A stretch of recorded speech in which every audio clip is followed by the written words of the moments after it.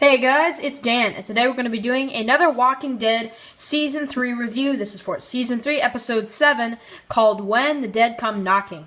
This episode was pretty good. I didn't really enjoy this one as much as Episode 6 or, 4, those, few episodes. This one is actually probably going to be a little bit more of a different review because this episode just didn't quite do it for me. This season, Season 3, it's an amazing season. It really is. I really enjoyed this season.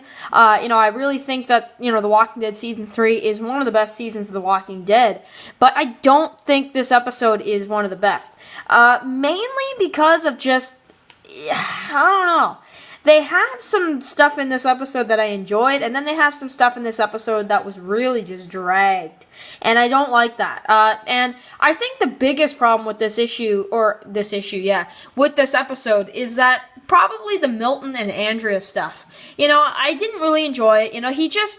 The guy turns into a zombie anyway, and I'm like, what was the point of all that? Is that supposed to tell us something, or no? It doesn't move the story forward that much. So, to be honest with you, that really killed this episode, to be honest. And another thing is just because it's such a slow build-up to the war that is about to happen at Woodbury in Episode 8, it's kind of a letdown. And that's the one thing. But the part I actually did enjoy in this episode was the torturing of Glenn and him and Merle kind of going at it and all that kind of stuff. Glenn hits Merle in the face, and we see all that. And of course, we get the part where, Glenn has to get out of the situation where he's stuck and there's a walker coming for him. And he actually does survive it. I kind of see that as Merle getting his revenge for the rooftop. But I am a big fan of this episode, and at least the stuff with Glenn and Merle and Maggie and the governor, that was bad. Well, not rape, but that was really crazy. What the governor did to Maggie, and Andrea doesn't even know that they were there. So that's something as well. But I'm a big fan of this episode. I thought that this episode was great, at least with the Merle stuff.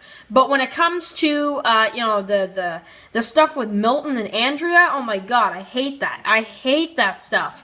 And that's what kind of ruins the episode because, I love all this stuff with Merle. I just said I thought this episode was great in terms of that. But also it doesn't make sense because when Rick and Daryl, Oscar and Michonne go out, I think I said Michonne too, and Daryl and everybody else. When they go out and they go to the cabin, the guy's like, I'm going to call the cops. And I'm like, what are you talking about? Like, there's walkers outside your stupid cabin. Like, how is that possible?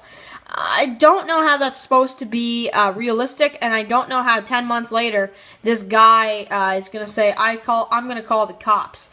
So, I don't know. That was ridiculous. But Rick kind of thinks that Michonne's not really the best person when he sees her just kill the guy in a couple seconds later.